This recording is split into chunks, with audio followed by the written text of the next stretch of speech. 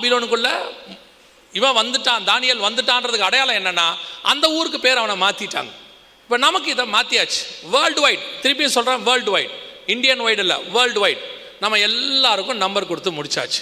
இப்போது இந்த நம்பர் இல்லாமல் 17ஆம் வசனம் சொல்லுது, வெளிப்படுத்தல் 13:17 சொல்லுது, மிருகத்தின் முத்திரையாவது நாமத்தையாவது, மிருகம்னா கவர்மெண்ட், அரசாங்கத்தின் முத்திரையாவது அதன் நாமம், அந்த அரசாங்கத்தினுடைய பெயர், அந்த அரசாங்கத்தினுடைய பெயருக்கு வரக்கூடிய நம்பர் இல்லாமல் எதையும் வாங்க முடியாது, விற்க முடியாது என்று சொல்லுது. இது 1900 வருஷத்துக்கு முன்னாடி பைபிளில் உள்ளது. நல்லா தெரிஞ்சுக்கொள்ளுங்க. இப்போ இந்த ஆதார் நம்பர் இல்லாமல், இந்த அரசாங்கத்தின் முத்திரை இல்லாமல் நீங்கள் எதையும் வாங்க முடியாது, ஒன்னையுமே வாங்க முடியாது. வசனம் தெளிவாக சொன்ன அந்த தீர்க்க தரிசனம் நம்முடைய காலத்தில் நிறைவேற விட்டது. ஒவ்வொரு கவர்மெண்டோடைய முத்திரையும் 90% மிருகத்தின் முத்திரையாக தான் இருக்கு. இந்தியாவை எடுத்துக்கிட்டிங்கன்னா 4 முக சிங்கம், இப்போது அமெரிக்காவை எடுத்துக்கிட்டிங்கன்னா கழுகு, கீழே யூரோப்பாவை எடுத்துக்கிட்டிங்கன்னா சிங்கம், இந்த பக்கம் நீங்கள் மத்திய கிழக்கு நாடுகளுக்கு போயிட்டீங்கன்னு சொன்னால் பறவையுடைய ரெக்கைகள், இந்த பக்கம் நீங்கள் மலேசியாவுக்கு போனீங்கன்னு சொன்னால் 2 புலி, அதுவே சிங்கப்பூருக்கு போனால் சிங்கம், ஸ்ரீலங்காவுக்கு போனால் வாலேந்திய சிங்கம். 90% countries have the symbol of அல்லது the mark of the beast. அவங்க வச்சிருக்கிறாங்க மிருகத்தின் முத்திரை, ஒரு நம்பர். இப்போ எல்லாமே வெளிப்படுத்தல் 13:17 சொல்லப்பட்டது 100% நிறைவேறிவிட்டது. இப்போ நம்ம எல்லாருக்கும் நம்பர் கொடுத்தாச்சு. இது இல்லாமல் வாங்கவும் விற்கவும் கூடாதபடிக்கு செய்ததுங்கிறத செஞ்சு முடிச்சாச்சு. இனி நீங்கள் ஒரு ஃபாஸ்ட் டேக் தாண்டணும், ரீசார்ஜ் பண்ணணும். ரீசார்ஜ் பண்ணனாலும் உங்கள் அக்கௌண்ட்லேருந்து பணம் எடுக்கணும். நீங்கள் ஒரு பேங்க் அக்கௌண்ட் ஓப்பன் பண்ணணும்னா என்ன வேணும்? ஆதார் நம்பர் வேணும். கேஸ் வாங்கணும், ஆதார் நம்பர் வேணும். இனி போக போக நீங்கள் ஓட்டு போடுறதுலேருந்து வெளிநாட்டுக்கு போகிறது வர்றது எல்லாமே ஆதார் இல்லாமல் நடக்காது. வெளிப்படுத்தல் 13 படி எல்லாம் நிறைவேறிடுச்சு. இப்போ நீங்கள் உங்கள் ஆதார் அட்டை இருக்குதுன்னு வச்சுக்கோங்க. சரி, இந்த ஆதார் அட்டையில் நான் சொல்லக்கூடியது இன்னும் முக்கியமான விஷயம், கவனிங். உங்கள் ஆதார் நம்பர் இருக்குது. உங்கள் ஆதார் நம்பரில் நீங்கள் ஆதார் அட்டையை எடுத்துகிட்டு போயிட்டு நீங்கள் ஆதார் அந்த இ சேவை மையத்தில் கேட்டு பாருங்கள், ஐயா இதில் இருக்கிறதுல எதெல்லாம் மாற்றலான்னு கேளுங்க. 99% எல்லாத்தையும் மாற்றலாம். நான் சொல்கிறது புரியுதா? எல்லாத்தையும் மாற்றலாம். உங்கள் வீட்டு அட்ரஸ் என்ன செய்யலாம்? மாற்றலாம். உங்களுடைய பெயர் மாற்றலாம். கெசட்டில் கொடுத்து அங்கே நீங்கள் மாற்றிட்டீங்கன்னா அதை கொண்டு வந்து இங்கே கொடுத்துட்டிங்கன்னா இவங்க மாற்றி கொடுத்துருவாங்க. உங்களுடைய ஃபோட்டோ மாற்றலாம். 10 வருஷம் ஆச்சு, 5 வருஷம் ஆச்சுன்னா போய் புது ஃபோட்டோ என்ன செஞ்சுக்கலாம்? மாற்றி வச்சுக்கலாம். நீங்கள் வேணால் போய் கேட்டு பாருங்கள் அவங்கக்கிட்ட, ஐயா அந்த நம்பர் கொடுத்துருக்கீங்கல்ல, இந்த நம்பர் கூட்டுத்தொகை எனக்கு ஒத்து வரல, எங்கள் ஃபேமிலிக்கு அது சரி வராது. ஏன்னா நம்ம ஊரில் இந்த நம்பர் கூட்டி பார்க்குறவங்களாம் இருக்கிறாங்க. 7 வரும், 8 ஒத்துக்காது, இப்படிலாம் இருக்குது. அது நமக்கு இல்லை. இப்பயும் சொல்கிறேன், அது கிறிஸ்தவர்களுக்கு கிடையவே கிடையாது. நல்ல நம்பரு, நல்ல காலம், நல்ல நேரம் எதுவும் கிடையாது. கர்த்தர் உண்டாக்கின 7 நாளும் நல்ல நாள், கர்த்தர் உண்டாக்கின 24 மணி நேரம் நல்ல நம்பர், நல்ல நேரம் தான். கர்த்தர் வச்சிருக்கிற எல்லா நம்பரும் நல்ல நம்பர் தான். எதுக்கு இப்போ நம்ம போயிட்டு இதுக்குள்ளே போக வேண்டாம். ஆனால் சொல்கிறேன், நீங்கள் சொல்லி பாருங்கள், இந்த நம்பரை மாற்றி நல்ல ஃபேன்சியாக ஒரு நம்பர் கொடுங்க. கடைசியாக 777 முடிகிற மாதிரி கொடுங்க. என்னுடைய கார் நம்பர் கூட 777 தான் முடியுது, என்னுடைய 2 வீலர் 777 முடியுது, ஆதாரும் 777 முடிஞ்சால் நல்லா இருக்கும்னு கேட்டு பாருங்க. என்ன சொல்லுவாங்கன்னு நினைக்கிறீங்க? சார் வேலையை பார்த்துட்டு போங்கன்னு சொல்லிடுவாங்க. ஏன்னா உங்கள் ஆதாரோடைய டீட்டெயிலில் எதை வேணாலும் மாற்ற முடியும், ஆனால் கண்டிப்பாக உங்கள் நம்பரை மட்டும் மாற்றவே முடியாது. காரணம் என்னன்னா அந்த நம்பர் வேர்ல்டு வைட் ஜென்ரேட் ஆகிற நம்பர். இனி நீங்கள் பிறந்ததிலிருந்து மரிக்கிற வரைக்கும் நீங்கள் தான் நம்பர். உங்களுக்கு நம்பர் தான் எல்லாமே, இல்லைன்னா முடியாது. இப்போ இந்த நம்பர் எப்படி பைபிளில் சொன்ன மாதிரியே நிறைவேறிடுச்சுன்னு உங்களுக்கு சொல்கிறேன்.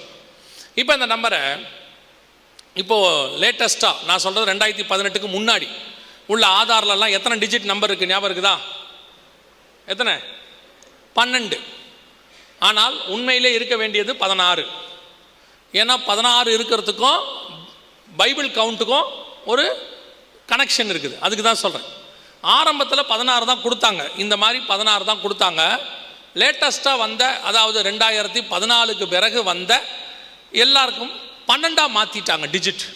நாங்கள் அப்போவே சொன்னோம், இது 12 மாற்றக்கூடாது, 16 இருக்கணும், 16 இருந்தால் தான் பைபிள் கவுண்ட்டு கரெக்டாக வரும் அப்படின்னு சொல்லி. என்ன 16 அப்படின்னு கேட்டிங்கன்னா அதை நான் என்னன்னு சொல்கிறேன். இப்போ லேட்டஸ்ட்டாக 2018க்கு பிறகு ஆதார் வாங்கினவங்க, குறிப்பாக இந்த கொரோனாவுக்கு பிறகு ஆதார் வாங்கினவங்க உங்கள் கார்டில் எல்லாத்துலேயும் பாருங்கள், அதில் விஐடின்னு பின்னாடி ஒன்று போட்டிருக்கோம். உங்களுடைய கார்ட்லையே கீழே பார்த்தீங்கன்னா விஐடின்னு இருக்கும். உங்களுடைய ஆதார் நம்பருக்கு கீழே விஐடின்னு இருக்கும். விஐடினா என்னென்னா விர்ச்சுவல் ஐடின்னு பேர். அதாவது வெளியே இருக்கிறது 12 நம்பர், உங்ககிட்ட இருக்கிறது 16 நம்பர். கம்ப்யூட்டருக்குள்ளே போனீங்கன்னா உங்களுடைய பேருக்கு பின்னாடி 16 டிஜிட் நம்பர் தான் இருக்கும். இந்த 16க்கு பின்னாடி என்ன இருக்குது? உங்கள் ஏடிஎம் கார்டு எடுத்து பாருங்கள், டெபிட் கார்டு எடுங்க, கிரெடிட் கார்டு எடுங்க, எல்லாமே 16 தான் இருக்கும். இந்த 16க்கு பின்னாடி ஒரு மிக முக்கியமான விஷயம் இருக்குது. என்ன அப்படின்னு கேட்டிங்கன்னா, உங்கள் கையில் ஒரு 16 இருக்குது. ஸ்டோர் பண்ணக்கூடிய கம்ப்யூட்டரில் உங்களுடைய ஐடிக்கு பின்னாடி ஒரு 2 டிஜிட் சீக்ரெட் டிஜிட் வச்சுருப்பாங்க. 01 மாதிரி ஒரு 2 டிஜிட் வச்சுருப்பாங்க. இப்போ நீங்கள் பார்த்தீங்கன்னா நம்ம ஃபோன் நம்பரில் +91 இருக்குல்ல, ப்ளஸ்னா என்ன தெரியுமா? ப்ளஸ்னா என்ன? 2 0ன்னு அர்த்தம். 0091க்கு பதிலாக நம்ம என்ன போட்டு வச்சுருக்கிறோம்? +91 போட்டிருக்கோம். அப்போ ப்ளஸ்னா என்ன அர்த்தம்? 2 0ன்னு அர்த்தம். அந்த மாதிரி உங்களுடைய பேருக்கு பின்னாடி ஒரு சிம்பிள், அதுக்கு பின்னாடி 2 டிஜிட் இருக்கும். உங்கள் கையில் 16, அங்கே ஹிட்டனா 2, மொத்தம் எத்தனை ஆச்சு? 18. இந்த 18 தான் 666 பிரிப்பார்கள். 666 அப்படின்னு சொல்லுவாங்க. வெளிப்படுத்தல் 13:18 இருக்கு. இதிலே ஞானம் விளங்கும், புத்தி உடையவன் கணக்கு பார்க்க கடவன், இது மனுஷனுடைய இலக்கமாக இருக்கிறது, இதனுடைய இலக்கம் 666 அப்படின்னு இருக்கு. 666. இது மட்டும் 666 இல்லை. ஐயோ வந்துருச்சா இது மட்டும் அப்படி இல்லை, இந்த மாதிரி நிறையா இருக்கு. இப்போ நீங்கள் யூஸ் பண்ணுறீங்க பாருங்க, www தெரியும் தானே, வேர்ல்டு வைட் வெப். ஷார்ட் ஃபார்மாக என்ன பண்ணுறீங்க? www போடுறீங்க. W என்பது சால்டியன் மெத்தடில். சால்டியன் மெத்தடில் நீங்கள் ரொம்ப கன்ஃபியூஸ் ஆகாதீங்க. உங்கள் டெய்லி கேலண்டர் இருக்குதுல்ல, கிறிஸ்டியன் கேலண்டரை விட்டுருங்க, அதில் வெறும் வசனம் இருக்கும், மற்றபடி வேறு ஒன்றுமே இருக்காது. நீங்கள் டெய்லி கேலண்டர் எடுங்க, பின்னாடி திருப்புங்க, அதில் பார்த்தீங்கன்னு சொன்னால் எல்லா பண்டிகைகள், அரசாங்க தினம் எல்லாமே இருக்கும்ல. கீழே போய் பாருங்க, எண் கணிதம்னு போட்டு A to Z போட்டு ஒவ்வொரு நம்பருக்கும் ஒவ்வொரு ஆல்ஃபபெட்டுக்கும் ஒரு நம்பர் கொடுத்துருப்பாங்க. ஏக்கு 1, பிக்கு 2, சிக்கு 3, டிக்கு 4, இக்கு 5, எஃப்க்கு 8 இப்படி கொடுத்துருப்பாங்க. ஒவ்வொன்றும் இருக்கும். அதில் UVW 3 லெட்டருக்குமே 6 தானே இருக்கும். நீங்கள் போய் பார்த்துக்கோங்க, நீங்கள் நைட் பாருங்கள், ஒவ்வொரு ஆல்ஃபபெட்டுக்கு பின்னாடியும் ஒரு நம்பர் இருக்கும். அதான் அதோட வேல்யூன்னு சொல்லுவாங்க. டபிள்யூடைய வேல்யூ வந்து 6. இப்போ wwwனா 666. அவ்வளோதான். நீங்கள் யூஸ் பண்ணுற எந்த வெப்சைட்டுக்கும் நீங்கள் யூஸ் பண்ண வேண்டாம், அதுவே டிஃபால்ட்டாக எடுத்துக்கொள்ளும் 666. அந்த மாதிரி தான் ஒரு மெத்தடு உங்களுடைய ஆதார் நம்பருக்குள்ளே இருக்குது. ஆதார் நம்பர் மட்டும் இல்லை, எந்த பேங்க் கார்டு, வெளிநாட்டு bank card, international bank card, national bank எதுவானா இருக்கட்டும், 16 டிஜிட்னு ஒன்று வந்துருச்சுனாலே அந்த 16 டிஜிட்டுக்கு பின்னாடி ஒரு 666 இருக்குன்னு அர்த்தம். இப்போ ஆதாரும் 666 மாறிவிட்டது. அதாவது 16 இலக்கமாக மாறிடுச்சு. 666 என்கிற வளையத்துக்குள் நாம் வந்துட்டோம். கணக்கு பார்த்தா, அதனால தான் ஆண்டவர் தெளிவாக எழுதி வச்சிருக்கிறாரு, புத்தி உடையவன் கணக்கு பார்க்க கடவன், அது மனுஷனுடைய இலக்கமாக இருக்கிறது, அதனுடைய இலக்கம் 666. இது ஒரு மெத்தட். இந்த மாதிரி நிறையா இருக்குது. www மாதிரி இது மாதிரி நிறையா இருக்குது. அதில் ஒரு மெத்தட் நான் உங்களுக்கு சொல்கிறேன். நீங்கள் மொத்தமாக எடுக்கிறதுக்கு முன்னாடி நிறைய பேர் பிறந்துருவாங்க, நிறைய பேர் இறந்துருவாங்க. அதனால தான் மக்கள் தொகை கணக்கெடுப்பில் என்ன செய்வாங்கன்னா 1/1/2024 கணக்கின் படின்னு மேலே போட்டிருப்பாங்க.